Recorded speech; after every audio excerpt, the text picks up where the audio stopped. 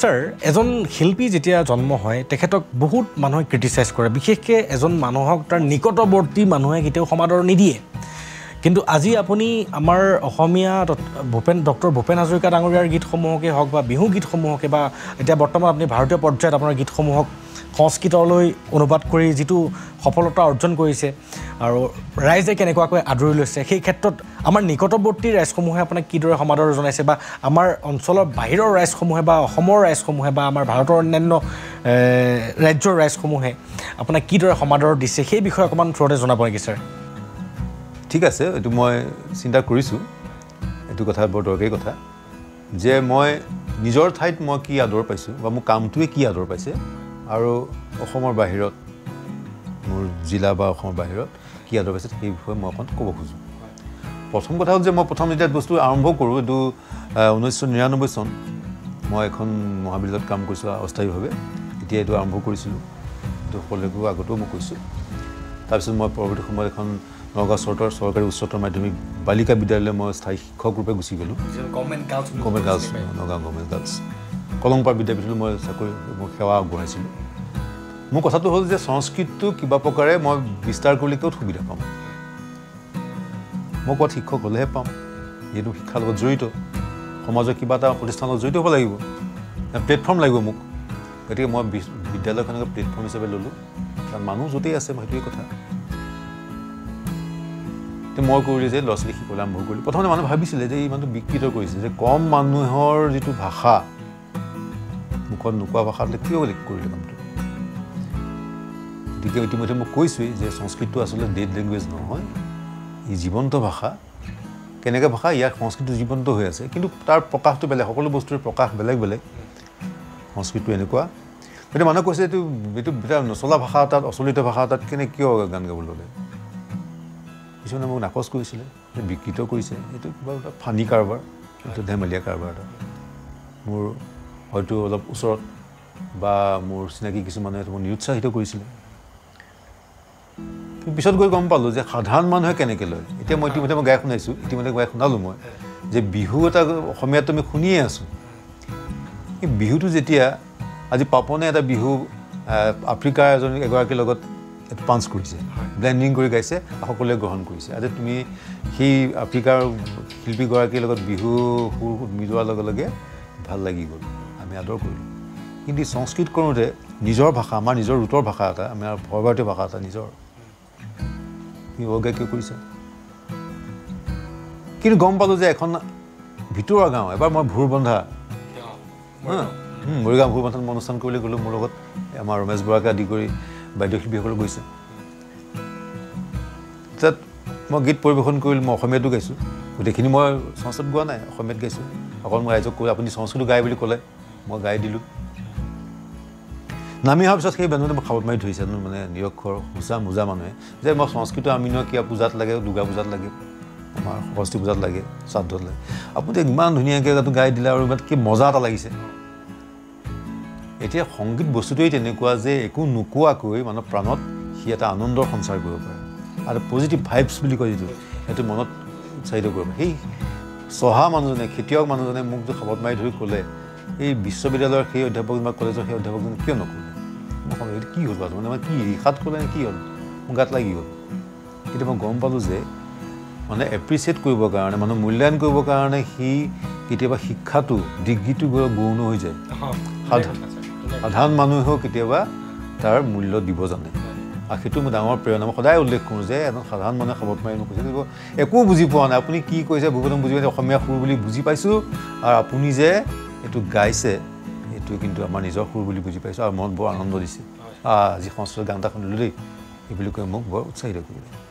সেয়ে আৰম্ভ মোৰ গীতবিলাক এতিয়া কি হ'ল এতিয়া মই এই সাধাৰণ মানুহৰ কথা ক'লোৱেই আমাৰ ইয়াত কিছু আদৰ কিছু অনাদৰ আছেই কিন্তু সেইবিলাক নেওচি গৈছোঁ মই পজিটিভ সদায় মই পোহৰ ছাইডটো চাওঁ এন্ধাৰ ছাইডটো পিছত নিগেটিভ বুলি থৈ দিলোঁ বাদ দিয়াহি কিন্তু মই কৰিলোঁগৈ কি যে কি মানুহে মোক আদৰ কৰিছে সেই যে মই ক'লোঁ 2016 চনত যে মই সৰ্বভাৰতীয় মানুহে শুনা পালে পৃথিৱীৰ মানুহে শুনা পালে কলিকতাৰ এখন স্কুলত ভাৰতীয় বিদ্যাভৱনৰ এখন স্কুলত এগৰাকী শিক্ষয়িত্ৰীয়ে মোৰ পৰা সুৰটো ল'লে কথাখিনি ল'লে কি ল'লে যে একলা চলৰে এইটো গানটো মই গাই শুনাব অকণমান দেই বিখ্যাত একলা চলে জীৱনৰ মূল মন্ত্ৰই সেইটো একলা চলৰে যদি তোৰ ডাক শুনে কেউ না আছে যদি তোৰ কথা মাত শুনি কোনো নাহে একলা চলৰে এই গীত গাই শুনাম তেওঁ ক'লে যে আমি এই গীতটো গোৱাব খোজোঁ আমাৰ মৰ্ণিং এছেম্বলি গোৱা হয় আমাৰ ৰবীন্দ্ৰ জয়ন্তী আহে তাত গোৱাব খোজোঁ যে অসমৰ মানুহ এজনে কৰা অনুবাদ কৰা গীতটো সংস্কৃতত গৈ কলিকতাৰ য'ত বংগৰ নিজৰ ঠাইত ৰবীন্দ্ৰ সংগীতৰ জেগাত তাত গৈ তেওঁলোকে কি কৰিলে গীতটো পৰিৱেশন কৰিবলৈ ইচ্ছা কৰিলে বাছ ভাল লাগি গ'ল আলমৰা উত্তৰাখণ্ড ৰাজ্যৰ আলমৰাত কি হ'ল আমাৰ গুম গুম মেঘে গৰজিলে বিষ্ণুৰ পৰা গীত ইয়াৰ মানে গীতো আছে তাত গৈ পেলাই পপুলাৰ হৈ গ'ল এবাৰ বিষ্ণুৰ পৰা গীতটো 2টা ৰাতি তাত মঞ্চস্থ কৰিছে মানে নাচিছে নাচৰ জৰিয়তে বহুত গীত গাই গৈ আছে মোৰ কোনোবাই নৃত্য কৰে ৰাজস্থানত জয়পুৰত কেতিয়াবা পুনেত কেতিয়াবা তামিলনাডুৰ ফালে শংকৰদেৱৰ বৰগীত কিবা এটা বা গুণমালা অনুবাদ মধুদানুবাদ তুতৈ তোৰ মই গাই শুনাইছোঁ সেইটো এই ধৰণে গৈ আছে গৈ পৃথিৱীৰ বাহিৰতো কোনোবা আমেৰিকাৰ পৰা কোনোবাই মোলৈ মেছেজ পঠাই যে এই গানটো শুনিলোঁ বৰ আমাৰ আমোদ দিলে জীৱনত মানে এনেকুৱা আনন্দ পোৱা নাই যে সংস্কৃতত আমাৰ চাৰে জাহাঁ আছে আচ্ছা গীতটো এনেকৈ গাব পাৰি এনেকৈ বিয়পি গৈ আছে মই তাৰ হিচাপ দিলে শেষ নহ'ব মই একলা চলৰে দি হ'ব এইটো একলা চলৰে এই গীতটো মই অকণ গাই শুনাইছোঁ বিখ্যাত ৰবীন্দ্ৰনাথৰ বিখ্যাত গীত এইটো হয়তো বাংলা গীত বুলি ক'ব নোৱাৰি কাৰণ আচলতে কি হয় বাংলা গীত কিন্তু এনেকুৱা সেই দেশপ্ৰেমৰ গীত যে ৰবি ঠাকুৰে যেতিয়া সাম্প্ৰদায়িক সংঘৰ্ষ হৈছিলে ভাৰত স্বাধীনতাৰ সময়ত তেতিয়া সেই ৰায়ত যে হৈছিলে হিন্দু মুছলমানৰ সংঘৰ্ষৰ মাজত তেওঁ অকলে শান্তিৰ বাণী বিলাবলৈ যাওঁতে এই গানটো গাই গৈ অকলে গৈ আছিলে গৈ কেইটা গাইছিলে মুখত কি আছিলে যদি তো ডাক শুনে কেউ না আছে তবে একলা চলৰে একলা চলো একলা চলৰে যদি তোৰ মাত শুনি আহ্বান শুনি কোনো নাহে তেনে তুমি অকলশৰে বোলা আৰে অকলশৰে বোল যদি তোৰ মাত শুনি কোনো নাহে ও সখী অকলশৰে বোল এইটো অসমীয়াত অনুবাদ কৰিলে এনেকুৱা হ'ব কিন্তু এটা অৰিজিনটো সদায় ধুনীয়া হয় মই গাই শুনাইছোঁ ৰবি ঠাকুৰৰ বিখ্যাত গীত একলা চলৰে এইটো কলকাতাৰ বহুতেই ফেমাছ গান এইটো আমাৰ গাইছে কিয় কাৰণটো এইটোৱে যে স্পিৰিটটো সোমাই আছে এইটো 100 বছৰ ধৰি ৰবীন্দ্ৰনাথটো ঢুকা হৈ গ'ল কিন্তু প্ৰাণত লৈ আছে গীতটো যেনেকৈ চাৰে জাহাঁ আছে বন্দে মাতৰম তেনেকৈ একলা চলৰে এটা খুব এটা প্ৰিমিয়াৰ গীত আমি সেই মনেও চাব লাগিব ভূপেন্দ্ৰাৰ গীত হৈ গৈছে তেনেকুৱা হৈ গৈছেগৈ যদি তোর ডাক শুনে কেউ না আসে তবে একলা চলো রে আরে একলা চলো রে তবে একলা চলো রে যদি তোর আহ্বান পিনা से तबे एक चल है यदि त्वत आह्वान पिनायाति कोपी एक चल है अरे एक चल रे तबे एकला चलो रे यदि त्वत आह्वान पिनायाति कोपी एक चल है यदि नीरबा सर्वे अरे ओरे भाग्यहीन नीरब सर्वे यदि निवृत्त मुखे न जना सर्वे ही बीता यदि परम मुख सर्वे जना सर्वे कीता अहो मुक्त प्रणय अहो सबंग मुखंग मन कथा स्वयं भनहि यदि त्वत आह्वान पिनाया ती कोपी एक चलहि यदि तुर दाक्षुने क्यों नासे तबे एकला चलो रे अरे एकला चलो रे तबे एक चल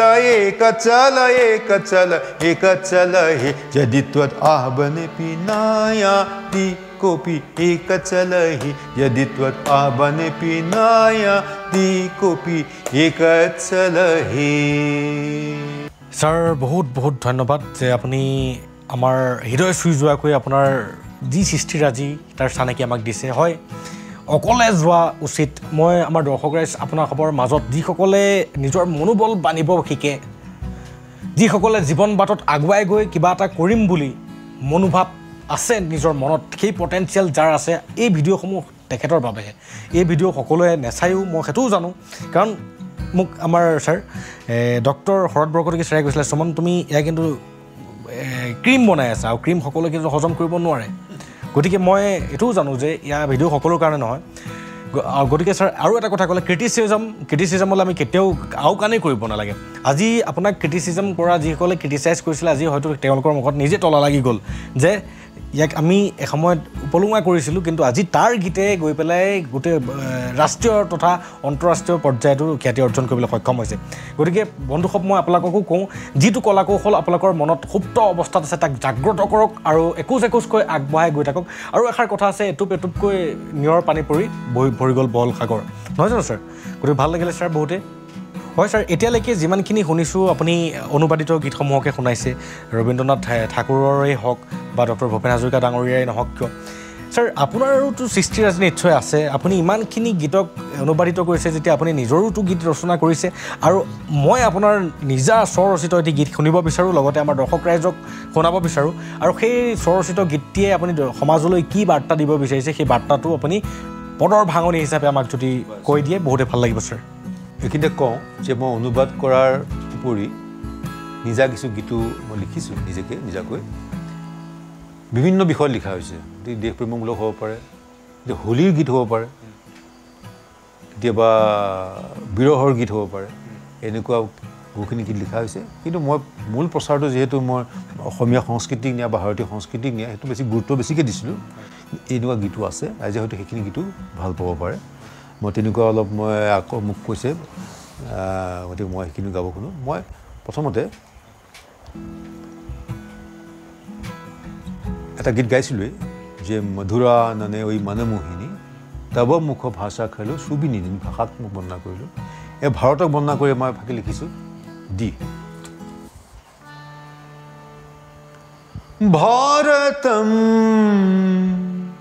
ভাৰতম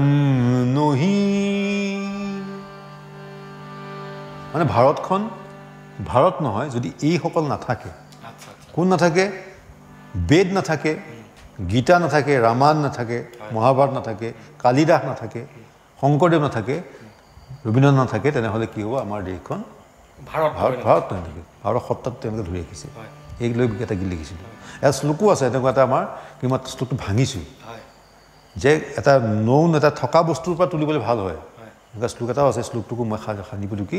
নতুন এটা সৃষ্টি কৰিছোঁ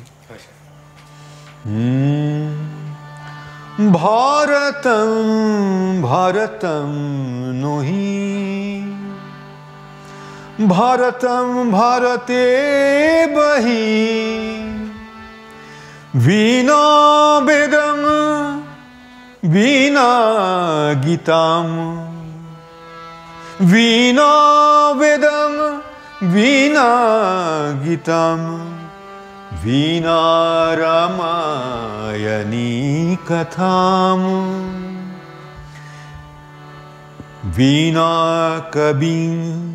কালিদাসম ভাৰতম নহি বুজি পোৱা গৈছে ভাৰতম নহি ভাৰতম ভাৰতে বহি ইয়াতে আছে বীণা বেদং বীণা গীতাম বীণা ৰামায়ণী কথাম বীণা কবিং কালিদাসম ভাৰতম নহি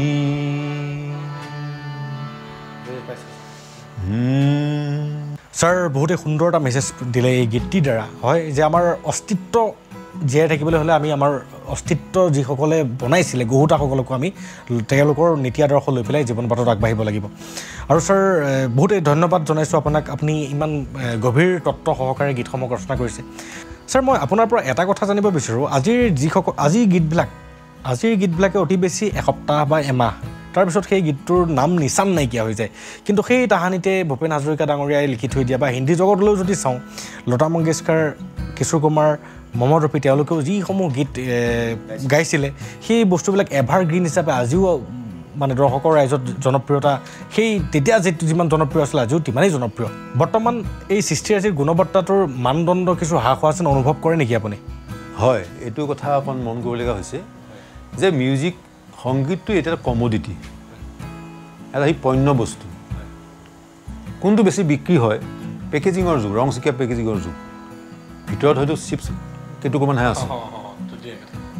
ভিতৰত হাৱা ভৰাই দিয়া হ'ল ফুলাই পেলাই দিয়া হ'ল এটা বেলুন এই পেকেটৰ চিপছটো আমি 10 টকা 20 টকা দি কিনি খাইছোঁ ভিতৰত হয়তো সেই আলু টুকুৰাকেইটা আছে নিমখ বেছিকৈ দিয়া আছে সি ক্ষতিহে কৰিব পুষ্টিকৰ একো নাই আজি বিক্ৰী কিন্তু হয় চিপছৰে বিক্ৰী হৈছে তেনেকৈ কথা হৈছে কি যে সংগীততো আজি মনোৰঞ্জন নিচক মনোৰঞ্জন পৰিণত হ'ল যে কোনটো বস্তুৱে বেছি মনোৰঞ্জন দিব পাৰে মনোৰঞ্জন মানে নচুৱাব পাৰে মতলীয়া হ'ব পাৰে মানে মতলীয়া হ'ব পৰা বুজি সংগীত নহয় আচলতে গান এইবিলাক সেইটোৱে আজি আদৰ বেছি হৈছে সেইকাৰণে মানুহ অলপ আমাৰ যিখিনি মানে ধৰি ৰাখিছোঁ আমি ভাল কথা এটা সেই মানে আমি হতাশো হওঁ মাজে মাজে তথাপি দেখিছোঁ যে এন্ধাৰত হ'লেও মমবাতি জ্বলাবই লাগিব চাকি জ্বলাবই লাগিব মই যদি মোৰ বাটেৰে কৰিছোঁ আন বাটেৰে কওঁ বৰগীত গোৱা মানুহজনে কিন্তু চলি থাকিব লাগিব কাৰণ সুকীয়া প্লেটফৰ্ম সৃষ্টি কৰিব যাত যেনে কি বিহু বুলিলেই এইসকল শিল্পী নহয় এইবিলাক গানেই নহয় আমি এই ধৰণৰ সংগীতো আমি জীয়াই ৰাখিব লাগিব সমান্তৰালভাৱে গানক যিহেতু একেবাৰে উপভোক্তাবাদৰ আৰ্হিৰে ই অলপ অকল কি কৰি পেলালে তাক এটা পণ্যত পৰিণত কৰিলে সি পণ্য দ্ৰব্যত পৰিণত কৰিলে হ'ল যে যাক যিমান মানে ৰংচঙীয়া কৰিব পৰা যায় যিমান মানে কৰিব পৰা যায় সিমানে তাৰ মূল্য বাঢ়িব লাখ টকা দি মানুহে সেই অনুষ্ঠান চাব সেই শিল্পীক চাব সকলোৱে গম পাইছে আপোনালোকে এইটো ক'বলগীয়া নাই তাৰ বিপৰীতে আমি এই কামটো আমি কৰিছোঁ যে কিয় এই গানতো নাচিব পাৰে মানে মনটো তৈয়াৰ কৰিব লাগিব যে আমি এই বস্তু ভাল পাওঁ আমি এই ধৰণৰ গীত মাত আমি ভূপেন হাজৰিকাৰ গীত খগেন মহন্তৰ গীত ভূপেন বেজবৰুৱাৰ গীত এইসকলৰ গীতো আমি যে শুনিব লাগিব জ্যোতিপ্ৰসাদ বিষ্ণুৰাভাৰ নামটো আমি নকওঁৱেই এতিয়া কথা হ'ল কি মই এই কামটো কৰি মানুহে কিয় গ্ৰহণ কৰিলে যে যদি প্ৰাণ থাকে এটা বস্তু যদি চৌল থাকে তাক গ্ৰহণ কৰিব সাধাৰণ বস্তু আজি আছে কাইলৈ নাইকিয়া হৈ যাব কিন্তু এই বস্তু কিয় আজি 80 বছৰ 100 বছৰ ধৰি এটা সংগীত কিয় চলি আছে অসমত ভাৰতত কিয় চলি আছে জনপ্ৰিয় আৰু প্ৰিয়জন দুটা বস্তু কোনো মানুহ জনপ্ৰিয় খুব হ'ব পাৰে সাময়িকভাৱে আৰু পিছত সেইখিনি প্ৰিয়জন হৈ নাথাকিল জনপ্ৰিয় আৰু প্ৰিয়জন দুটা বস্তু আমি বহুত শিল্পী ইতিমধ্যেই দেখা পাইছোঁ আমাৰ অসমত নাম নকওঁ যে বহুত শিল্পী এতিয়া নাম নাইকিয়া হ'ল কোনো গানেই নোগোৱা হৈ গ'ল এইটো কাৰণ নহয় তেওঁলোকৰ গানত কিবা এটা অভাৱ আছিলে যে যাৰ কাৰণে চৰ্চা কৰি নাথাকে কোনে জানে কালৰ ফলত কোন কেনেকৈ উঠি যায় কোন কেনেকৈ ৰৈ যায় সময় বৰ নিষ্ঠুৰ সময় হ'ল আচল পৰীক্ষক সময় কাক চালে কাক বাচে এইটো আমি কেতিয়াও ক'ব নোৱাৰোঁ আজি তুমি বহু ৰমৰমীয়া ৰাজ্যত চলি আছে সোনকালে নাথাকিবও পাৰে এইখিনিকেই মই চমুকে ক'লোঁ আপুনি এটা কথা ক'লে যে মধুৰ তথা গভীৰ সংগীতবিলাকৰ দ্বাৰাও নৃত্য কৰিব পাৰি আৰু আমি এটা কথা মোৰ মনলৈ আহিলে মীৰায়েও ভজনৰ দ্বাৰাই নৃত্য কৰিছিলে আৰু দৰ্শক ৰাইজে যদি মীৰাৰ বিষয়ে যদিহে কোনোবাই সবিশেষ জানে তেতিয়াহ'লেহে বুজি পাব যে মীৰা নামৰ এগৰাকী এনেকুৱা লেডি আছিলে আমাৰ ইণ্ডিয়াত যে তেখেতে ভজনৰ দ্বাৰা এনেকুৱা নৃত্য কৰিছিলে যে তেখেতক শিলগুটি মাৰোঁতেও তেখেতে শিলগুটি গাত পৰাৰ পিছতো ফাটি তেজ ওলাই যাওঁতেও গম পোৱা নাছিলে যে এনেকুৱা মানে গভীৰভাৱে তেওঁ সেই সাধনাত ব্ৰতী হৈ পৰিছিলে হয় গতিকে ছাৰ মই ভাবোঁ যে ভাল মানুহ আছে বাবেই বৰ্তমান সমাজখন বেয়াৰ সংখ্যা বৃদ্ধি পাইছে যদিও সমাজখন গতানুগতিকভাৱে এই ভাল মানুহসকলৰ আশীৰ্বাদতেই গৈ আছে আৰু আশা কৰোঁ আপোনাৰ এই সংগীত যাত্ৰাই বৰ্তমানৰ যিসকল সংগীত অনুৰাগী আপোনাৰ কাষলৈ আহে তেওঁলোককো যাতে আপুনি সংগীতৰ প্ৰকৃত মানদণ্ডটো যাতে আপুনি তেওঁলোকক মানে তেওঁলোকৰ মানসপটত ৰোপণ কৰে তাৰে মই কামনা কৰিছোঁ আপোনাৰ পৰা বৰ্তমানৰ কিছুমান শিল্পী মৰহি যোৱাৰ মূল কাৰণটো হৈছে যে পৃষ্ঠপোষকতাৰ অভাৱ গতিকে পৃষ্ঠপোষকতাৰ অভাৱটোৱে এজন শিল্পীক কিয় নিশেষ কৰি দিছে আৰু তাক কেনেকৈ আকৌ উদ্ধাৰ কৰি পেলাই সেই শিল্পীজনক আকৌ উজাগৰিত কৰিব পৰা যাব সেই ক্ষেত্ৰত আপুনি কিবা ক'ব বিচাৰিব নেকি প্ৰথম কথা হ'ল এই অৱহেলাটো প্ৰতি যুগে যুগে আছিলে সুস্থ সংগীত চিৰিয়াছ সংগীতৰ কলা বুলি ক'লোঁ শিল্প বা কলা ইয়াৰ অৱহেলাটো থাকে তাক অতিক্ৰম কৰিব কিছু পাৰে কিছু নোৱাৰে সুবিধা নাথাকে সেই মীৰাবাই যুগৰ পৰা কোৱা হৈছে বহু শিল্পী মীৰাবাই ভজনতে মই গাইছোঁ মানে মোক পণ্ডিতে কৰি দিছিলে বেনাৰসৰ মোৰ মনলৈ আহিছে সকলো গোৱা সম্ভৱ নহ'ব পায়ো যি মেনে ৰাম ৰতন ধন পায়ো প্ৰাপ্তং ৰে মায়া ৰাম ৰতন ধন মাপ্তং প্ৰাপ্তং ৰে মায়া মনত পৰি গৈছে এতিয়া কথা হ'ল কি মোৰ কথা গুচি আহিছোঁ যে পৃষ্ঠপোষকতাৰ অভাৱটো আছেই এতিয়া আমি সেইটো কেনেকৈ কৰি আমি এটা বস্তুটো এটা পেৰেলেল প্লেটফৰ্ম এটা আমি সমান্তৰালভাৱে বা বিকল্প প্লেটফৰ্ম এটা আমি সৃষ্টি কৰিব লাগিব আমি চৰকাৰী পক্ষলৈ আমি বাট নাচাবও পাৰোঁ যে আমি এইখিনি মানুহক আমি আৰ্থিকভাৱে উৎসাহ দিবৰ কাৰণে জীয়াই থাকিব পাৰে তেনেকুৱাকৈ আমি আচলতে কিছু মঞ্চ তৈয়াৰ কৰা উচিত আমি সেই বেপাৰ কৰা মঞ্চকেইখন বাদ দিলোঁ আমি পাহৰি গৈছোঁ এটা আছে বুলি কিন্তু আমাৰতো সকলোৱে কাৰোবাৰ পুঁজি আছে হাতত এই মানুহখিনিয়ে যে আমি লগ হৈ এখন প্লেটফৰ্ম কৰি গাঁৱৰ যিসকল মৰহি যোৱা শিল্পী তেওঁলোকক লৈ আহিলোঁ কোনো কাৰোবাৰ কণ্ঠত গীত লৈ আহিছে সুৰ লৈ আহিছে তেওঁলোকক যদি আমি ভাল সংগীতলৈ লৈ আহিলোঁ এই ৰাগ সংগীত হ'ব পাৰে আমি যিবিলাক গাইছিলোঁ ৰাগ সংগীত লোক সংগীতৰ এইবিলাক সন্ততি তাৰ পৰা সৃষ্টি হৈছে ৰাগ সংগীত শিকিবৰ কাৰণে শিকি লৈ মাত পোন কৰি লৈ তাৰ পৰা আকৌ ওপৰলৈ যাবৰ কাৰণে তেওঁলোকক আমি বাট দেখুৱাব পাৰোঁ এটা জীৱিকাও হ'ব পাৰে জীৱন আৰু জীৱিকা বৃত্তি আৰু প্ৰবৃত্তি সকলো মিলাই যদি আগবাঢ়াব চেষ্টা কৰে সেইটো ভাল কথা হ'ব এই হিচাপে মই মোৰ লেভেলত মোৰ পৰ্যায়ত কি কৰিছোঁ বা কি কৰিব মই সদায় উদাহৰণটো নিজে যদি অকণমান চেষ্টা কৰোঁ সেইটো বেছি দৰকাৰ আনক উপদেশ সেইটো খুব সহজ কিন্তু মইনো কি কৰিলোঁ মই কিবা কৰিছোঁনে যে মই শিক্ষক হোৱাৰ উপৰি মই কিছু ছাত্ৰ ছাত্ৰীক মই মোৰ গীতবিলাক গাবলৈ চেষ্টা কৰিছোঁ কাৰোবাক দেখি যে কণ্ঠটো ধুনীয়া আছে কিন্তু তেওঁলোক বাট বিচাৰি পোৱা নাই মই পঢ়াই থকা বিদ্যালয়ত অথবা অসমৰ বিভিন্ন ঠাইৰ ছাত্ৰ আহি মই শিকেহি আৰু এইখিনিতে মই উদাহৰণ দিব খোজোঁ যে মই আমাৰ ৰমেশ বৰাৰ জীয়েক বিভাৰণী বৰা আছে সেইখিনি ওম বুলি ল'ৰাজন আছিলে বহু শিল্পী মই নাম লৈ শেষ কৰিব নোৱাৰিম সেইসকলে মই ঘৰত শিকেহি কেতিয়াবা অনলাইন যোগে শিকে গতিকে মই সকলোখিনিকে মই মোৰ শুভেচ্ছা জনাওঁ মই আদৰণি জনাওঁ যে মোৰ বাটৰ সংগীতখিনি গাওক শিকক শিকি নিজা এটা বাটেৰে হয়তো গায়েই এই বাটেৰেও যে গান গোৱা হয় এইটো তেওঁলোকে জানি লওক এইটোৱে মোৰ কথা মই নিজে এটা কিবা উদাহৰণ ৰাখিব পাৰিছোঁ দৃষ্টান্ত আনলৈ চাই থাকি লাভ নাই হয় ছাৰ মই আপোনাক এইটো অনুৰোধো জনাওঁ যে আপুনি যদিহে আপোনাৰ ওচৰলৈ আপোনাৰ কাষলৈ এই মাধ্যমৰ দ্বাৰা আজি অনুষ্ঠানটোৰ দ্বাৰা যদি কোনো দুখীয়া ঘৰৰ শিল্পী আপোনাৰ ওচৰলৈ আহে মই আপোনাক অনুৰোধ জনাওঁ যে সেই তেনেকুৱা দুখীয়া ঘৰৰ শিল্পীক আপুনি নিশ্চয় বিনামূলীয়াভাৱে আপোনাৰ যি কলা কৌশল আছে সেইবোৰ দিবৰ কাৰণে চেষ্টা কৰিব ছাৰ এটা কথা যে আপুনি এনেকুৱা এজোপা বৃক্ষ হ'ব লাগে যিজোপা বৃক্ষই ফলো দিছে আৰু যিজোপা বৃক্ষই ছাঁও দিছে গতিকে আমাৰ প্ৰতিজোপা বৃক্ষই ছাঁহে দিছে ফলটো কিন্তু নিজববীয়াকৈ খাবলৈ চেষ্টা কৰে কিন্তু প্ৰকৃতাৰ্থত প্ৰকৃত শিক্ষক সেইজনহে যিজনে সেই ফলসমূহকো যোন ভোকাটোৰ সেই ভোকাটোৰজনক দিছে আৰু আমাৰ এটা টেণ্ডেঞ্চিয়ে এনেকুৱা এটা হৈ গ'ল যে আমি পৰোপকাৰ ভাৱটোৱে নাইকিয়া হৈ গ'ল আজিকালি পৰোপকাৰ বোলা ভাৱটো নাইকিয়া হৈ গ'ল পৰোপকাৰ কেনেকৈ কৰিব লাগে সেই মানুহৰ আজি পৰোপকাৰটো এটা ঘৃণনীয় কৰ্ম হিচাপে ধৰে আজিকালি মানুহে হাঁহে আনকি আপুনি এটা বস্তু চাব পাৰে যে স্কুলত যদিহে এটা ষ্টুডেণ্টে এনচাৰ এটা লিখি আছে কিবা এটা কুৱেশ্যনৰ এনচাৰ এটা যদি লিখি থাকে তেতিয়াহ'লে তাক যদি লগতে সোধে এইটো কচোন সি নেদেখায় ঘৰত শিকাই পঠিয়াই তাক যে কোনোবাই সুধিলে নকবি মানে পৰোপকাৰ বোলা বস্তুটো সেই তাতেই শিকিলে ন তাক ঘৰত সেই তাতেই শিকাই পঠিয়ালে কাকো নকবি কাকো নিদিবি সেয়া আচলতে মাক দেউতাকেই শিকায় সেইবিলাক কথা স্বকেন্দ্ৰিক হৈ পৰিল আৰু সেই ক্ষেত্ৰত কিছু পৰিমাণে তেনেকুৱা কিছুমান শিক্ষকো জগৰীয়া গতিকে সেই মনোবৃত্তিটোৱে সময়লৈ গৈ পেলাই তাক আগুৱাই আহিবলৈ নিদিয়ে গতিকে মই আমাৰ ৰাইজক এটা কথা বাৰম্বাৰ অনুৰোধ জনাই আহিছোঁ যে পৰোপকাৰ মানে সৰ্বৰ হিতৰ কাৰণে যদি কৰ্ম কৰে তেতিয়াহে নিজৰ হিত হ'ব আজি মই এই অনুষ্ঠানটোৰ পৰা আজি আপোনাৰ পৰা যিখিনি জ্ঞান আহৰণ কৰিলোঁ সেই জ্ঞানখিনি যদি মই মোৰববীয়াকৈ থৈ দিওঁ যদি সেই জ্ঞানখিনিক মই মোৰ পৰিয়ালটোকহে যদি দিওঁ তেতিয়াহ'লে মোক ভগৱানে কেতিয়াও মাফ নকৰে মোক ভগৱানে কেতিয়াও কৃপা নকৰে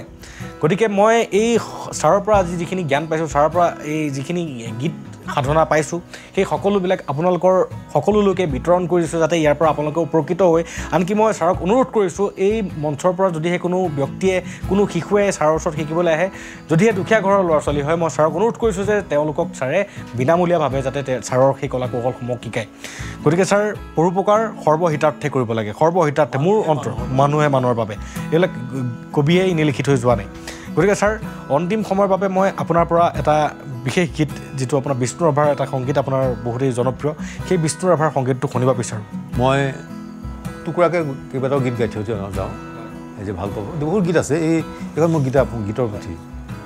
এইখন গীত সংস্কৃত ইয়াৰ গীত সংস্কৃতম বুলি কয় ইয়াৰ দ্বিতীয় সংস্কৰণ প্ৰকাশ পাইছে বৰ্ধিত হাৰত ইয়াত গীত আছে আৰু বাঢ়িব ইয়াত কিছু অনুবাদ আৰু মৌলিক গীত আছে মই ঢেৰ গীত গাব লগা মন যায় এনেকুৱা পৰিৱেশ পালে মই এটা বিশেষ গীত গাম এতিয়া কথা হ'ল যে সেই কথাটো মই মানি লৈছোঁ যে মানুহে মানুহৰ বাবে শব্দটো পাহৰি গৈছে আজিকালি ইণ্ডিভিজুৱেলিষ্টিক মানে ব্যক্তিবাদী চিন্তাটো খুব বেছি হৈ যোৱাৰ কাৰণে হৈছে উপভোক্তাবাদ ব্যক্তিবাদ যে মই মোৰ পৰা এতিয়া মইবাদী চিন্তাবিলাক খুব বেছি হ'ল অহংভাৱটো বেছি হ'ল গতিকে বিলাই দিয়াৰ বাসনাটো কম নিজৰ লেভেলতে অকণমান হওক 2 টকা হওক 5 টকা হওক দিয়া আৰ্থিকভাৱে জ্ঞান বিতৰণ কৰা শ্ৰীনন্ত বিশ্বই অমৃতস্য পুত্ৰা হে বিশ্ব তুমি শুনা সেই অমৃতৰ সন্তান সকলোৱে অমৃতৰ সন্তান গতিকে আমি সেই ব্ৰহ্মৰ সন্ততি সকলো এতিয়া আমি কি কৰোঁ সকলোৱে আপোন বুলি ভাবি আমি আগবাঢ়িব লাগে পৃথিৱীত আমাক এই জ্ঞান দি থৈ গৈছে ভাৰত হেৰিয়ে শংকৰদেৱে সেই বাণীকেই লৈ আহিছে এতিয়া মই মানুহে মানুহৰ বাবে গীতটি অকণমান গাইছোঁ মই নিজা মই সেইটোৱে মই সামৰণি মাৰিম কিন্তু তাৰ আগতে মই অকণ মন গৈছে যে মই নিজা গীত কৰা আৰু অকণ কৰিছোঁ সেইকণো অকণ গায়খনৰ মন গৈছে মানুহে গম পাওক যে বিভিন্ন গীতেৰে হৈছে এটি বিয়া নামৰ সুৰত মই গীত এটা লিখিছিলোঁ তাতনো কি লোক সংস্কৃতি অৱক্ষয় হৈছে কি কৈছে যে লোক সংস্কৃতি অৱক্ষয় হৈছে এই লোক সংস্কৃতিক আমি উদ্ধাৰ কৰিব লাগিব এইখিনি এটা মূল কথা তাক মই মোহনা গানম বুলি কৈছোঁ তাক মৃগনয়না বুলি কৈছোঁ সেই সংস্কৃতিক মই মানুহে মানে নাৰীৰ ৰূপত তুলনা কৰিছোঁ সংস্কৃতি নাৰী একাকাৰ ভূমি আৰু মাতৃ যেনেকৈ একাকাৰ সংস্কৃতি প্ৰকৃতি এই গীতটি গাইছোঁ এইটো বিয়া নামৰ সুৰত এটি গীত লিখিছিলোঁ বিয়া নামৰ পৰা ভাটিয়ালৈ গুচি গৈছে অকণমান গাই শুনাইছোঁ মোহনা গানম বুলি ক'লোঁ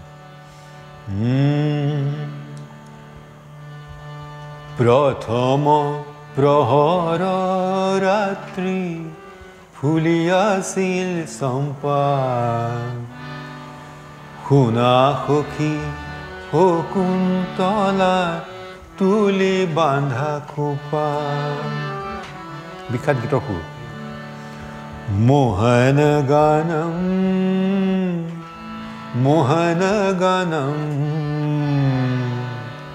মোহায়তে মুহুৰ্মুহু সকল ভুৱন পিছনে বেলেগ হৈ গ'ল মময়ে মৃগনয়নে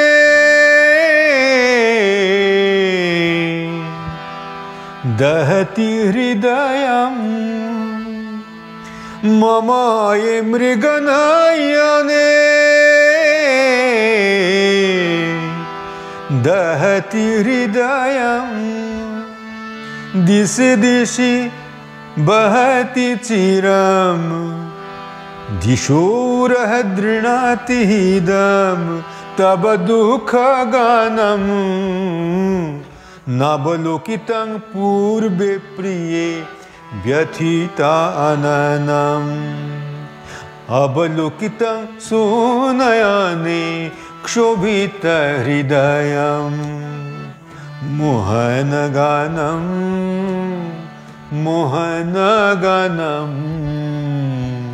मोहयते मुहुर्मुहु सकल भुवन গান শুনা বস্তু একো বুজি পোৱা নাই কিন্তু এনেকুৱা এটা বেদনা এটা প্ৰকাশ কৰি আছে বুজি পোৱা গৈছেনে যে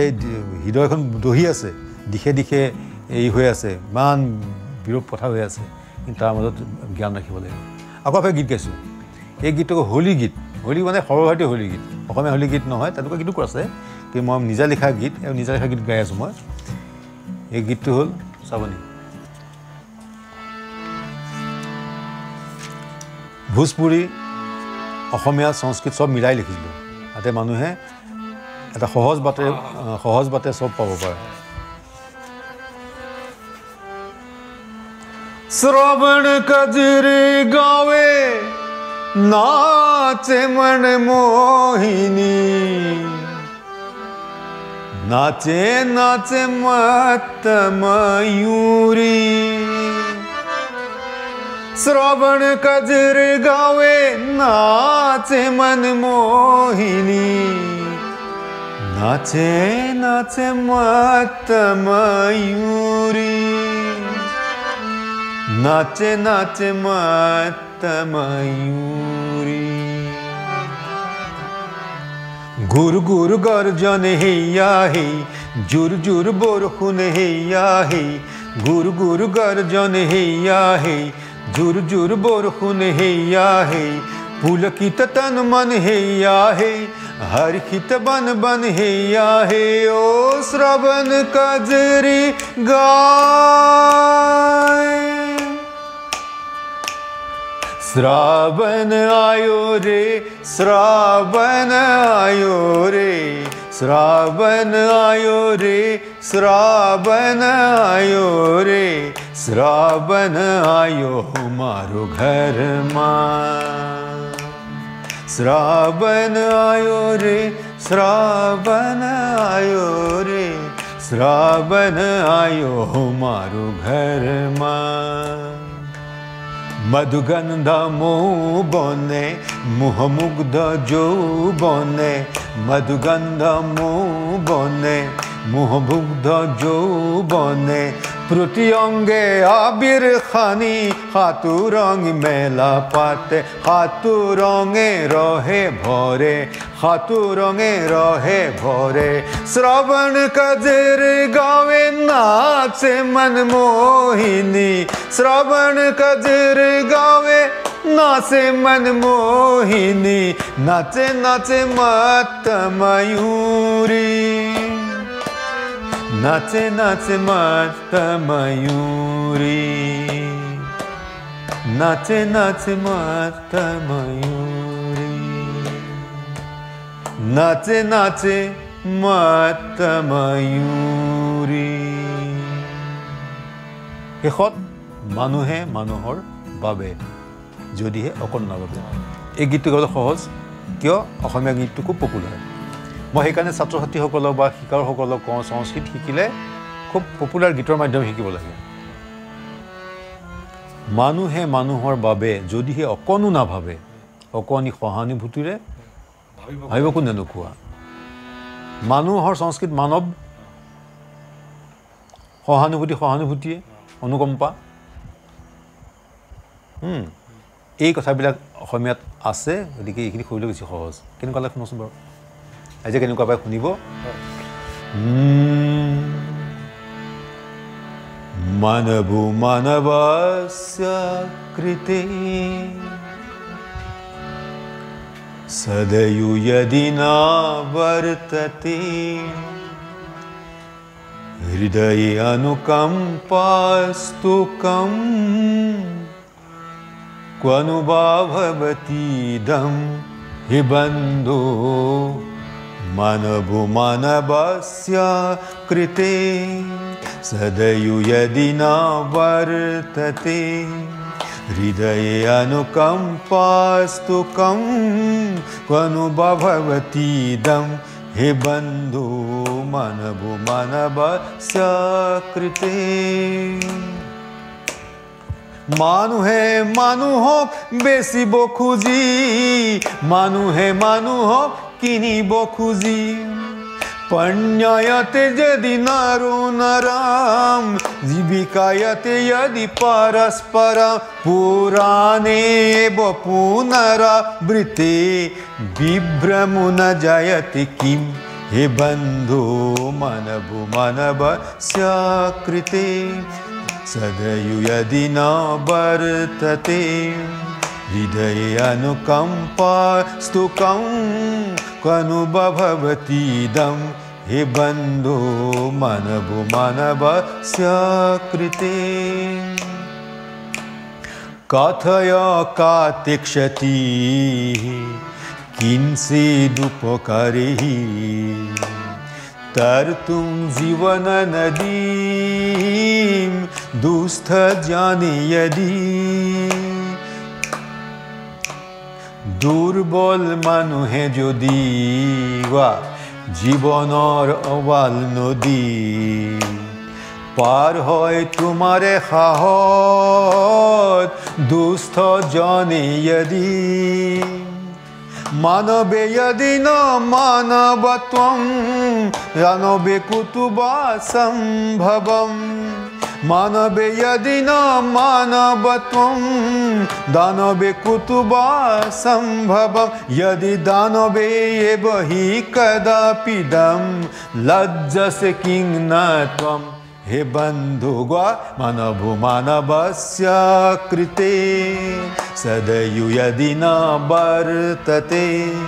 हृदये अनुकम्पास्तु कं कनुभवतीदं हे बन्धो मानवो मानवस्य कृते धन्यवाद ছাৰ আপোনাৰ এই চিন্তাধাৰাক সঁচাকৈ শলাগ ল'বলগীয়া শলাগটো সকলোৱে লৈছে মই লোৱাতহে দেৰি হৈছে পলম হৈছে আৰু এই সৃষ্টিৰাজিৰ দ্বাৰা আমাৰ হাতীচুং মৌজা তথা অসমখনক যাতে আপুনি গোটেই বিশ্ব দৰবাৰত প্ৰতিষ্ঠা কৰাৰ ক্ষেত্ৰত কিছু অৰিহণা যোগাই থৈ যাব পাৰে তাৰ বাবে আপোনাক কল্যাণ কৰিবৰ বাবে ভগৱানৰ ওচৰত মই নেদেখাজনক প্ৰাৰ্থনা জনাইছোঁ ছাৰ বহুতেই ভাল লাগিল আপোনাৰ লগত আজি এই সংগীতময় যাত্ৰাটো সংগীতময় কথোপকথনখিনি আৰু আশা কৰোঁ আমাৰ দৰ্শক ৰাইজে এই সংগীতময় কথোপকথনৰ দ্বাৰা নিশ্চয় কিবা এটা সংগীতৰ জ্ঞানেই হওক বা কিবা এটাতো পাবই মই অনুভৱ কৰিছোঁ আৰু ছাৰ যিহেতু সময় এটা সীমিত থাকে সকলোৱে আজিকালি সময়ৰ ব্যস্ততা গতিকে ছাৰ আজিৰ বাবে মই আপোনাৰ পৰা তথা দৰ্শক ৰাইজ আপোনাৰ খবৰ পৰা বিদায় লৈছোঁ ছাৰ নমস্কাৰ নমস্কাৰ